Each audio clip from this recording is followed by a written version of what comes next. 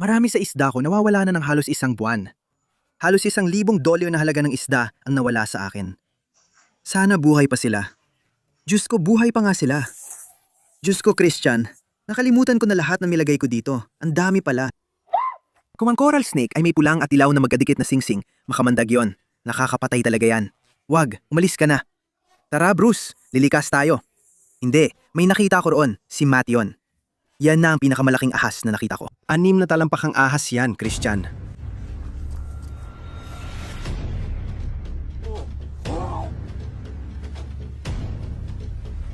May nakuha tayo.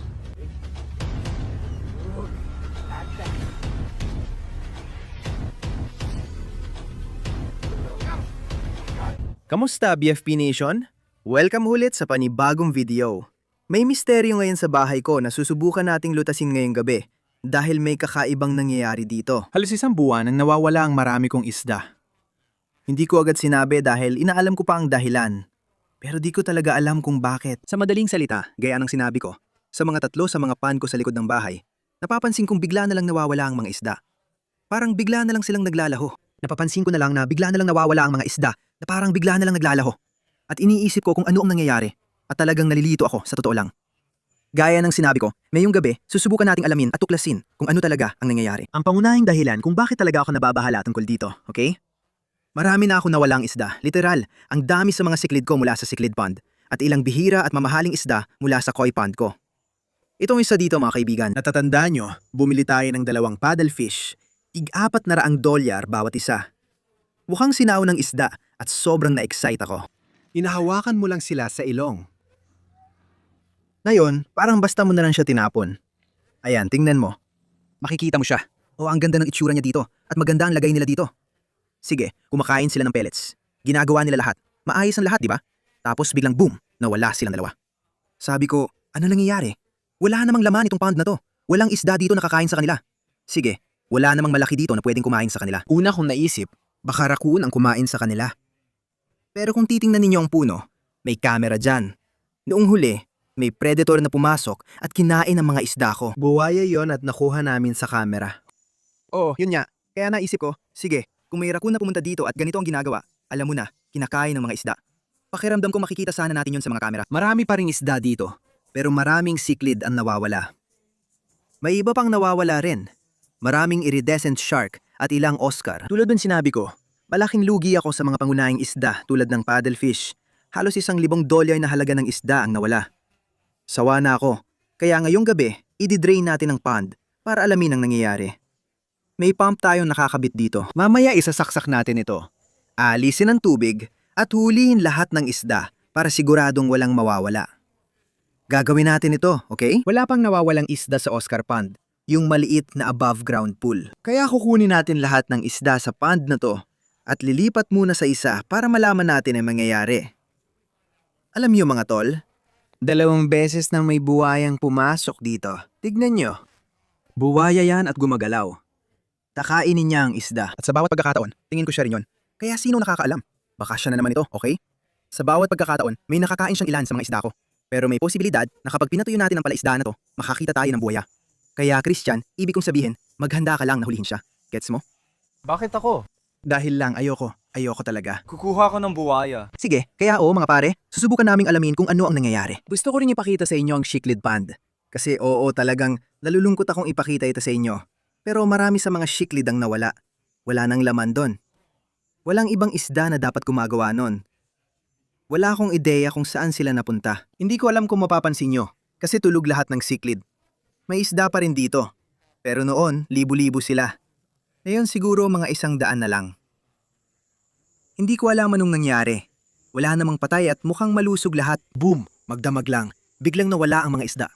Ngayon, mga 100 na lang natitira. Grabe. Sa tingin ko, buwaya siguro ito. O 2 pa, kasi ang dami talagang nawala. Sige, simulan na natin ilipat ang mga isda. Okay mga pare.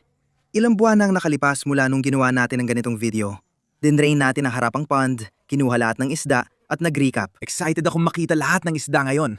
Siguradong masaya ito. May 3 cooler tayo na lalagyan ng mga isda at dadalhin sa Oscar Pond. Kapag sinaksak, magsisimula ng madrain ang pond. Oh, naririnig ko na. Gumagana na. Kinakabahan na ako ngayon. Naisip ko, paano ako papasok dito at manghuhuli ng isda gamit ang lambat kung may buwaya pala dito? Pare, nahuli ba kita? Ako? Hindi naman ako gumalaw. Sigurado akong nakuha ko ang mga nanonood mga pare. Kung naniwala kayo, napaniwala ko lang kayo. Hindi totoo yon. Ginawa ko lang para takutin ng iba pang buwaya. Epektibo naman. Mukhang hindi naman gumagana. Hindi, sigurado akong hindi talaga gumagana. Nung huling may buwaya dito, nagtatago siya sa mga palumpong na ito. Kaya posible nandito lang siya nang hindi ko alam. Oh, ano to? Pare, ano yun? Ah, palaka lang pala. Hindi siguro siya ang may sala, pero ang taba niya. Sige, baka siya nga. Mga tol, marami talagang fire eel dito sa pond na to. Sigurado akong nandyan sila sa maliit na tubo, kaya ilalagay natin sila sa lambat. Sana buhay pa sila. Oh, buhay pa nga. Parang 3 sila doon, di ba? Oo, 3. Ilagay na natin sila sa cooler mga tol. Sinasagip namin kayo. Ang gaganda nila, mga fire eel. Tignan mo yung pula sa isa. Pare, gustong gusto ko talaga ang mga to. Gusto ko mag-setup ng aquarium para sa mga eel. Ilagay natin sila sa cooler. Pasensya na mga tol, sandali lang to. Ang lalaki nila pare. Kukunin pa natin mga kapatid nila at bubuksan ng aerator. May naramdaman pa akong iba sa tubo na to, pero parang sobrang laki. Ayaw lumabas. Sino kaya ang nandyan? Are, ano yun? Teka, nakikita mo ba yon? Isda ba yon? Ano yon? Hindi siya, naipit siya. Oh, nakuha ko na siya. Nakuha ko na siya pare. Nahuli ko to sa abandonadong lawa. Ano nga ulit tawag dito? Tingnan mo, puro matatalas na tinik sa katawan. Grabe. Nakalimutan ko na nandyan pala siya. Kaya enjoy ako mag-drain ng mga lawa ko. Kasi nakakalimutan ko mga isda na nilagay ko dito. Ang dami pala. Ang unique pa ng itsura ng isda na yan, pati mga tinik niya, tingnan mo. Sige pare, ayan na. Kumusta ng level ng tubig? Oh, bumababa agad ah. Tingnan mo yan. Sige, babalik na tayo dito. Oh, tingnan mo, maliit na African cichlid. Halika pare, sinusubukan ka naming iligtas. Nakuha ko na siya. Tingnan mo yan. Ang ganda ng red zebra na yan sa cooler. Ililigtas natin ang mga isda natin ngayon. Ang weird ng feeling. Kalahati na lang ang tubig. Ayan si Bruce, nakaligtas ka. Halika na, ililikas ka na namin. Di siya lumalaban. Tingnan mo, ayan ang OG, si Bruce. Sige Bruce, tara na. Tingnan nyo, siya ang pinakamatanda nating isda. Parang 16 na taong gulang na Oscar. Relax lang tol, pasok ka na, kaya mo yan. Kawawa si Bruce, 2 beses na siyang nakaligtas sa buwaya. Akala ko si Bruce na naman, pero ibang Oscar pala yon na nahuli natin. Oo, parang clone niya. Masasabi kong mas maganda ito ng konti kaysa kay Bruce. Ang ganda ng kulay ng Oscar na yan. May kaunting lilang kulay. Lila. Talaga? Sige, colorblind si Christian. Chili red Oscar yata ito. Nahuli namin sa abandonadong lawa. Ang astig kasi nakakakuha kami ng isda na minsan nalilimutan ko na. May baby red tail at iridescent shark din. Ang daming isda dito. May nandito pa ba? Oh, tingnan mo to. Tetra yan. Pinakamalaking tetra na nakita ko sa cooler. Ayun ang arowana pare. Diyos ko, may buwaya. Christian, may buwaya. Kita mo? Handa ka? Kukunin ko siya. Isa pa? Nakuha ko. Diyos ko, tignan mo. Ilan ang meron ka dito? Ang daming buwaya pare. Wala dito. Nakita mo yon? Diyos ko. Hindi ko siya mahawakan. Diyos ko, nakuha ko siya. Ah, pinaikot niya ako. Pare, tingnan mo ang laki ng albino placo na yan. Yan ang pinakamalaki kong nakita. Kailangan natin iligtas ang isdang to. Ang dami pang isda, wala pa tayong nababawasan sa lawa. Sige, kung may buwaya dito, malamang wala pa siya. Kasi dapat inatake na niya ako. Ayun, batang arowana. Tara na, nakuha ko siya. Yes. Ngayon, itong nahuli natin mula sa maliit na talon na iniwan ng kung sino man. Balang araw, lalaki rin siya tulad ng isa na binili natin. Ayan ang maliit nating arowana. Ang cute niya, grabe. Sana hindi siya tumalon palabas. Hindi lahat ng mahuhuli nating isda ay lalagay sa Oscar Pond. Hindi natin isasama ang tetra. Ikakalat lang natin ang iba pero hindi dito. Kasi ganun sinabi ko, kapag pumunta dito ang buwaya, dito siya kakain. Kapag nagugutom siya, pupunta siya dito, kakain ng isa sa mga isda ko, tapos babalik sa kanal. Grabe, ang daming isda. Diyos ko. Christian! Ano yun? Pare ang daming isda dito. Kalma lang. Parang 10 isda na huli ko sa isang lambat. Tingnan mo laki ng mga pako bro. Tingnan mo yung mga pulang tiya na pako. Nakalimutan ko na nandito rin sila. Ang dami talagang isda sa pond na to. Isa pang magandang African cichlid, ang astig talaga. Hindi ko alam kung anong tawag dyan. Pero tingnan mo kung gaano kaganda yung isda na yan. Ang laki niya. Nahuli ko rin siya mula sa mga abandonadong pond. Ang ganda.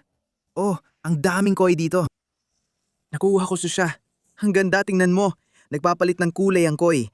Dati asul lang pero ngayon may dilaw na. Ang astig. Hindi ko alam kaya nila yon. Ayos, may maliit tayong isda na nagpapalit ng kulay. Walang sinyilis ng mandaragit na kakain sa mga isdang ito. Ano yun doon? Ayan. Nasa ilalim siya nung bahaging kinain ng tubig. Saan mo kinukuha tubig mo? Pare, parang pula at itim. Parang igat. Isa pang fire eel. Nakita ko siya, pero hindi ko siya nakuha. Oh, mas marami pang isda. Oh, ayan na. Inan mo isa na namang malaking albino plako. Pare, gustong gusto ko ang mga video na ganito, dami nating nauhuling isda. Oh, inatake pa cellphone ko. Inan mo to, Christian. Ay, hindi. Ang bilis nun. Ang hirap hulihin ang mga isdang ito. Christian, Diyos ko. Christian. Saan na tayo pupunta ngayon? Hindi ako makapaniwala. Hindi na ako babalik dyan. Nakuha mo na. May mga peanut sapatos ako. Kailangan mo yan gawin. Hindi ko gagawin. Siya. Wala namang ahas. Ahas yan at sigurado akong makamandag yan. Ahas yan. Pare, nakapulupot sa mga lily pads. Diyos ko, ang lakas ng tibok ng puso ko. Likod tayo dumaan. Papakita ko sa'yo. Isa yan sa mga coral snake, yung makamandag. Nakita ko na yan dito mismo sa harap ng pond ko dati. Sige. Pare, itutok mo yung ilaw dyan. Kita mo? Nandyan sa paso. Coral snake talaga yan, di ba? Wala bang ganun? Oh, ayan na. Ay, coral snake yan, Christian. Pare, imposible. Coral snake yan. Sandali, pula ba sa dilaw o pula sa itim? Masama yun. Baka mamatay yung isda kung kagatin niya. Makamandag yan sa tingin ko. Sa totoo lang, baka siyang may gawa. Naku, grabe. Hindi, kukunin mo ba yan? Hindi talaga. Kailangan nating may gawin dyan. Bakit hindi to gumagalaw? Hindi, wag talaga. Seryoso ako. Mapapatay ka niyan kaya wag kang lumapit. Tingnan mo, isearch mo saglit. Pula sa dilaw o pula sa itim. Kung coral snake talaga yan, tapos na tayo.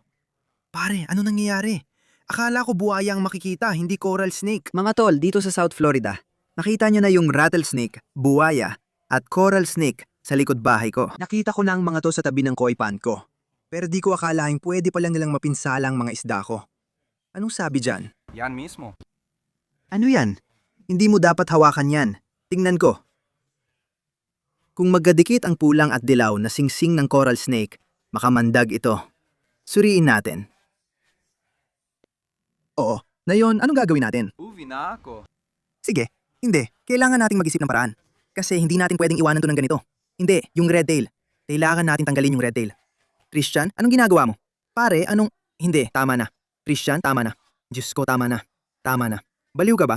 Tama na pare. Nandyan lang yan. Nandun ang ulo. Paano mo nalaman yon? Oo, nakikita ko. Nakikita ko yung ulo niya. Teka, ulo nga niya yun. Tumigil ka. Tumigil ka. Hindi, tingnan mo. Tingnan mo, makikita mo yan. Tumigil ka. Paulit-ulit kung sinubukan ko nin. Ang lapit mo na sa mukha niya, bro. Walang muka, tingnan mo. Ah, Anong ginawa ng isda mo dito? hindi. Wala nang ulo? Totoo ba? O wala na talagang ulo ito. Ano? Coral snake yan. Totoo ba? Hindi ba ulo niya yun? May kumagat at tinanggal ang ulo nito. Siguro hindi mo na dapat alalahanin. Nalilito ako. Sa tingin mo ba, bilang mahilig sa ahas, kaya nitong patayin ng isda pag kinagat?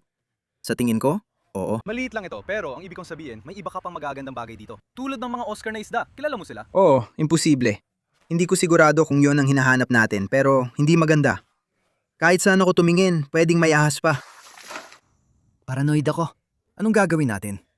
Kunin na lang natin lahat ng isda at magkunwaring wala tayong nakita. Mag-comment kayo kung anong tingin nyo. Siguradong coral snake yon. Napakalason at mukhang kaya nitong pumatay ng tao, di ba? Oh, isa pang albino flicker. Saan ka pupunta? Grabe. Grabe. Ano yon? Iridescent shark. Meron pa. May isa pa dito. Ano yon? Nakuha ko siya pare. Tingnan mo, tiger swomanose. Ang taba niya at sarap kumain. Tapos isang gandang African sigler. Gusto ko yan. Grabe, tingnan mo siya niya. Ay grabe, Christian. Ano? Bakit mo nilagay ang ahas? Iyon din ba yon? Siguro. Ikaw bang gumawa nun? Siguro. Anong problema mo? Nahuli ko ang red tail. Oo, tignan mo yan. Ang ganda, tignan mo ito.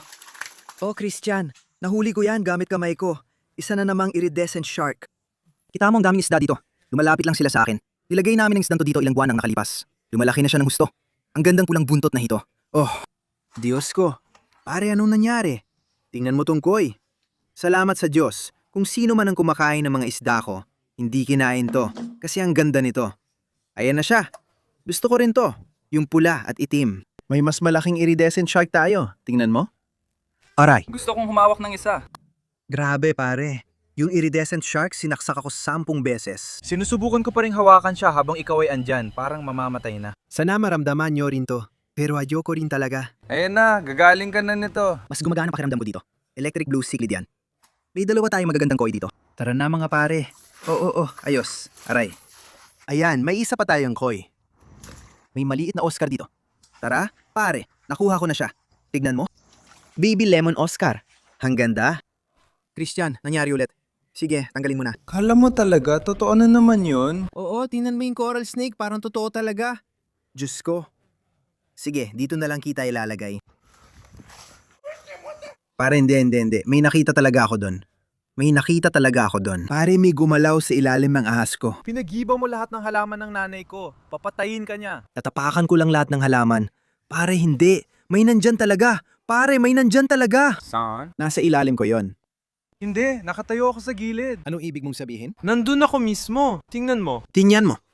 Hindi ako titingin. Tignan mo. Hindi, ikaw. Ikaw ang gumawa. Hinte? Oo, gusto ko talaga yan. Napatumba ko gamit mo. Sandali, nasa skimmer? May nakita ka? Pare, minaramdaman ako. Gusto kong umupo dito. Tinitingnan ko. Malamang pala ka lang yan bro. Dun sila. Titingnan ko lang, di ko gagalawin kung meron. Sige, maliban na lang kung pala ka. Sabi mo, hahawakan o kukunin ko ang alligator. Yun lang. Tinitingnan ko lang. Ay, Diyos ko, Diyos ko! Ano yon? Christian. Nagbibiro ka ba? Hindi ko makita. Hindi ako pupunta. Nakita mo ba yon? Hindi, tumakbo ka. Bumalik ka doon. Ikaw ang gumawa. Hindi ako lalapit. Hindi talaga. Pare, python yan, Christian. Ano? Pare, kita mo yan mula rito. Nakikita mo ba? Gaano kalaki? Ang laki. Parang gumagapang palabas. Ano yan? Python ba yon? Ang gulo. Yan na pinakamalaking ahas na nakita ko. Nasaan na? Grabe pare. Tignan mo. Nandun sa taas. Parang sa ulo. Ay, hindi talaga. Sige, tama na. Christian, ibig kong sabihin, kukunin ko na yung ahas. Kukunin mo? Oo, yung ganong klase. Hindi mo yan kukunin. Baliw ka. Yan ang pinakamalaking ahas. Sige, mag-ingat ka. Hindi pa ako nakakakita ng ganyan dati. Sobrang laki ng ahas na yan. Pare, parang kukunin mo ba talaga? Nasa taas talaga siya ng mga palumpum na to. Python ba yan? Sigurado akong siyang kumakain ng isda. Nasaan siya? Nakapalupot na siya sa akin, pare. Pinalibutan na niya ako, Noah. Seryoso ka ba? Tingnan mo kung gaano kalaki ito. Nakapalupot sa buong kamay mo. Nasaan siya? Papunta ba siya dito? Ah, nakikita ko ang ulo niya. Nasaan ang ulo niya? Ang ulo niya ay nasa ilalim mo mismo. Nakikita mo siya? Grabe. Pare, hindi pwede. Nakuha mo siya. Diyos ko. Tingnan mo kumakain siya ng mga isda. Tingnan mo ang tiyan niya. Hindi ito sawa. Oh, sawan? Hindi yan. Ito ay isang boa. Ano? Kinagat ka ba? Wala pa akong nakita na ahas na ganun kalaki. Ay, nakuha ko na yata. Nakuha mo na. Grabe. Kunin mo yan. Diyos ko, ang laki niyan. Ano? Diyos ko, kasing laki mo yan, Christian. Alis na ako dito. Diyos ko, umupulupot na sa'yo. Parang yung mga inaalaga ang hayop ng mga tao. Seryoso ka? Ibig sabihin may nagpalaya. Pumupulupot na siya sa'yo. Diyos ko, grabe pare. Ano ba yan? Ang haba, parang 6 na talampakan. Pumupulupot sa binti mo. Hindi maganda yan. Huwag mo nang tingnan. Diyos ko, grabe pare. Siya talagang salarin. Hindi maganda to. Hindi. Para siyang kumakapit sa bato para hilahin ako. Ngayon nakikita ko na siyang nakaunat. Kaya nitong kainin ang mga isda ko. Nakakatakot talaga. Tingnan mo yung bagay na yan pare. Paano naging totoo yan? Grabe. Ano naging totoo yan? Dapat natin, Magpakalat tayo ng flyer na parang nawawalang ahas. Anong gagawin natin pare? May tatawagan ba tayo? May bakanting tangke ka naman. Pwede natin siyang ilagay dun siguro. Hintayin muna natin kung anong gagawin, oh. Parang inaalagaan talaga ito ng tao. Hindi lang basta bomba at kung ano-ano. Diyos ko. Sige, oo. Ilalagay muna natin sila sa kwarto ng mga isda hanggang malaman natin kung anong gagawin. Oh, ito ang kwarto ng mga isda. Dito muna sila pansamantala hanggang malaman natin ang gagawin. Gusto mo bang ilagay muna siya sa aquarium? Kailangan natin magplano. Kasi siguradong hindi papayag si Mama. Kailangan ko siyang sabihan. Kasi baka atakihin siya sa puso pag nakita niya yon bukas ng umaga. Sige, dito na lang natin siya iiwan. Isasara natin ang pinto at ayos na tayo. Sa tingin ko pwede na. Maliban na lang kung marami pa. Pero mukhang ayos na tayo ngayon. Siguradong yan ang kumakain ng mga isda ko. Pare, alam ko na kasi bigla na lang nawawala ang mga isda. Yun na yata ang pinaka nakakatakot na sandali ng buhay ko. Pero sa tingin ko ngayon, pwede na nating ibalik ang mga isda ko. Kasi nakuha na natin ang salarin, okay? Iisipin natin kung ano gagawin sa ahas. Sa totoo lang, hindi ko alam. Siguro tatawagan natin ang FWC. Sige, oras na para punuin ang pond. Akala ko mali pero naayos na natin. Pwede ko nang ibalik lahat. Dapat ayos na. Tignan niyo ang cooler mga tol. Okay, siguro kalahati lang ito ng lahat ng isda. Buti na lang nakuha natin yung nakakabaliw na ahas. Pinupuno na ulit ang pond na yon. Ayan na sila. Tingnan mo yung lambat, tol, ang lupit. Sige, labas na kayo mga tol. Ibalik na natin yung malaking plako. Ay, ang astig nun. Nakakatuwa talaga. Ayan na, tignan mo. Nakuha na yung huling 3 isda. Hindi ko inasahan yon. Akala ko nung simula, ililipat lang natin ang mga isda ko. Wala akong ideya na malalaman natin kung ano talaga ang kumakain sa kanila. Hindi ko rin inakala na ahas pala, grabe. Muntik na akong atakehin sa puso sa gulat, pati dahil doon sa coral snake. Ano ba nangyayari sa mga ahas? Pinupuno na ulit ang pond, ayos na ulit ito mamaya. Tignan natin agad yung ahas. Siguraduhin nating nandyan pa siya at di nakatakas. Natatakot at kabado ako. Sige, ako na titingin. Oo, ikaw muna. Pare, ang laki. Yan na pinakamalaking ahas na nakita ko. Ano? Sige. Diyos ko, oo. Inawagan namin ng FWC. Pupunta sila dito para kunin ang ahas. Hindi ko alam gagawin nila, pero tiyak hindi na nito kakainin ang mga isda ko. Grabe, ang wild nun. Kung nagustuhan ninyo ang hindi inaasahang video na ito, pakipindot na lang ng like at mag-subscribe sa ibaba. Kita-kits tayo sa susunod. Paalam!